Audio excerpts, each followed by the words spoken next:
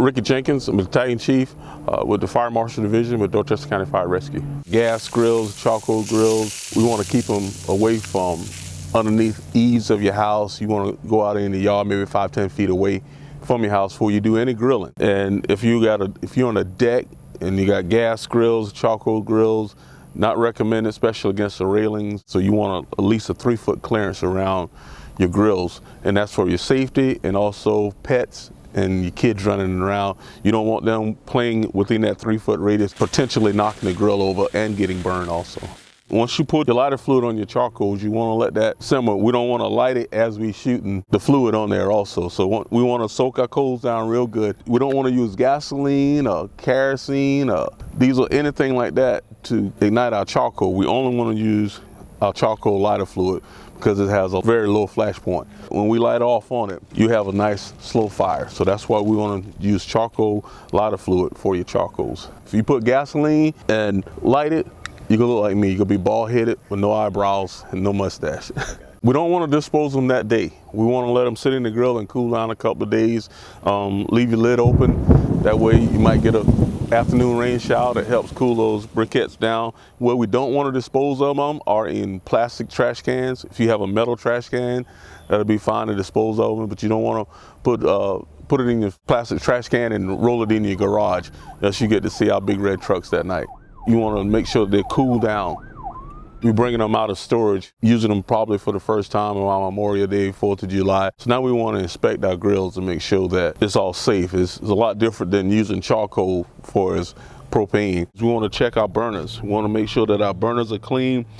And when your grills are stored over the winter months, sometimes we get little animals that live inside, so we want to make sure that we won't have any nest or anything, animals that was living in here. You want to get you like a water solution with dish detergent, 90% water, 10% dish detergent. We want to check our gas lines and also our tanks. So we want to turn them on, and then we'll just start squirting them down and making sure that we don't have any bubbles. It tells us whether you have a leak in your hose or in your tank. So if you spray that on there and you get bubbles around it that's starting to pop up, then we have a leak. If it's around nozzle area, we'll tighten it down, we spray it again, you make sure that there's no bubbles there. If we continue to get bubbles either on your line or your tank, don't use it. Get it checked out. You might have to replace that line, or your tank might be bad. Then we put our burners back into place, our covers over our burners. We put our racks back in and make sure that they're done.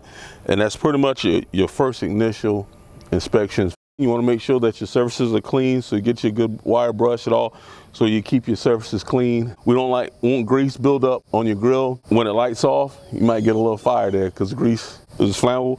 So we want to make sure that we keep our grills clean at all times. After each use, clean the grill. When you grill, never ever turn your bottle on while your lid's down. Always bring your lid up, then turn your bottle on. Let the gas come out. What you want to do is turn your knobs on to low. Hit your igniting button and hold it for 5 seconds. And then what that does, it'll trickle off.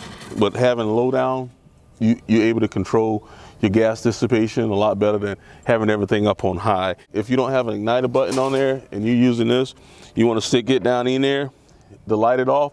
And one thing that we don't ever want to do is light your grill looking over into it. So you want to light your grill by standing back from it when you light it off, or standing back when you hit your igniter button. You don't want to be standing over looking down at your grill. There's a sequence also on turning off your grill. While your grill's on, you want to turn your bottle off and then secure your knobs. So you want to cut off the source and then you turn your knobs off. So by the time you turn your knobs off, it's dissipated any other gases that are in there.